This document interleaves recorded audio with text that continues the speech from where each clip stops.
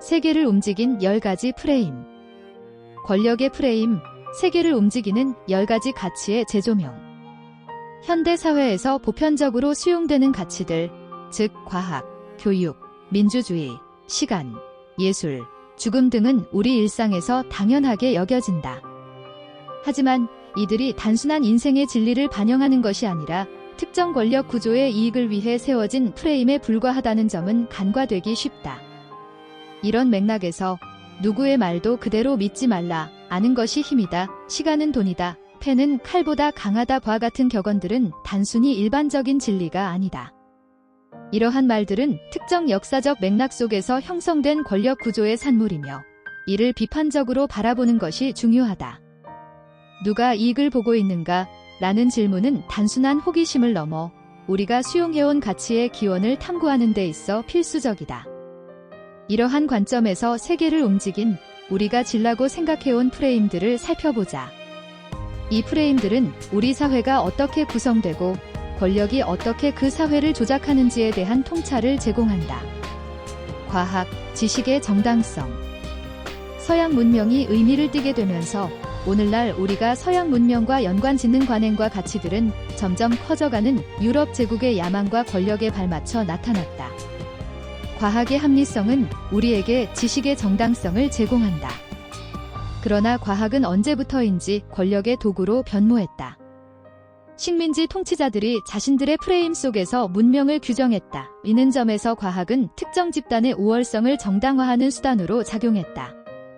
19세기 영국의 민속학자 제임스 프레이저는 인종이라는 과학적 개념을 통해 문명을 구분짓는 이론을 펼쳤다. 이러한 사고방식은 비서구인들에게 알 수 없는 행동을 하게 만든 주범이 되었다. 결국 과학은 단순한 진리 탐구의 도구가 아니라 특정 권력을 유지하기 위한 프레임으로 변질되었다.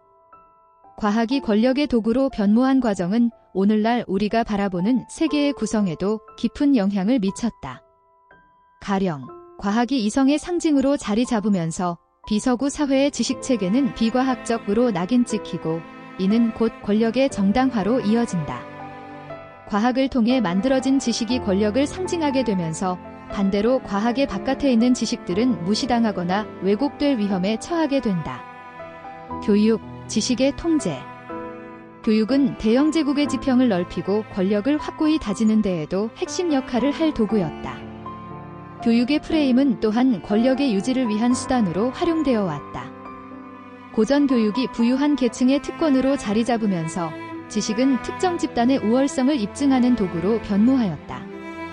19세기 말부터 20세기 초에 이르는 시기의 교육은 권력자들이 자신의 지배를 정당화하는 수단이 되었다.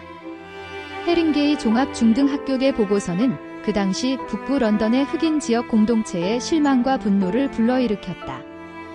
이러한 보고서는 지능이 낮다고 여겨진 학생들의 교육 수준을 낮추어야 한다는 주장을 포함하고 있었다. 이는 권력자들이 지식을 어떻게 통제하고 이를 통해 자신의 지배를 정당화하는지를 보여준다.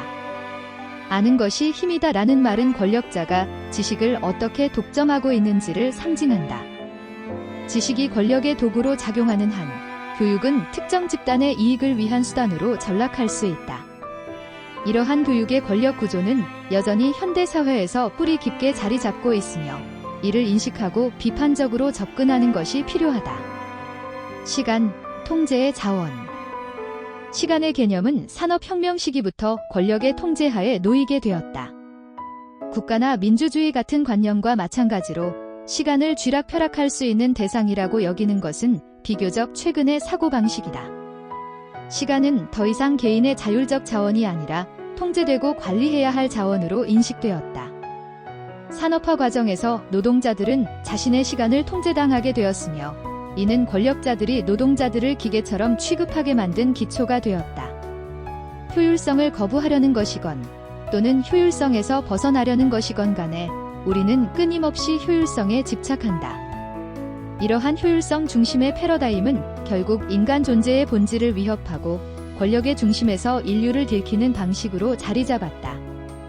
시간이 통제되는 사회에서 개인의 존재는 점차 무의미해지고 권력의 통제 속에서 인생의 질은 악화되기 마련이다. 예술, 상징의 힘. 예술 또한 권력의 프레임 속에서 강력한 도구로 작용한다. 예술은 특정 사회의 가치와 이념을 담아내며 때로는 사회적 비판을 표현하는 수단으로 활용된다. 그러나 이러한 예술이 진정한 표현의 자유를 담고 있다고 믿는 것은 착각일 수 있다.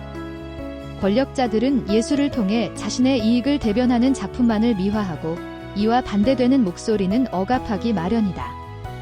펜은 칼보다 강하다라는 말은 단순히 문자의 힘을 강조하는 것이 아니다. 이는 예술이 어떻게 권력의 도구로 사용되는지를 보여주는 상징적인 표현이다. 예술이 가진 힘은 시대의 흐름을 바꾸고 사람들의 생각을 지배할 수 있는 잠재력을 지닌다. 예술의 힘이 권력의 손아귀에 있을 때 그것은 폭력적인 지배의 도구로 전락할 수 있다. 죽음, 존재의 의미. 죽음이라는 개념 또한 권력의 프레임에 의해 규정된다. 죽음은 단순히 개인의 생의 끝이 아니라 사회가 그 의미를 어떻게 부여하는가에 따라 달라진다.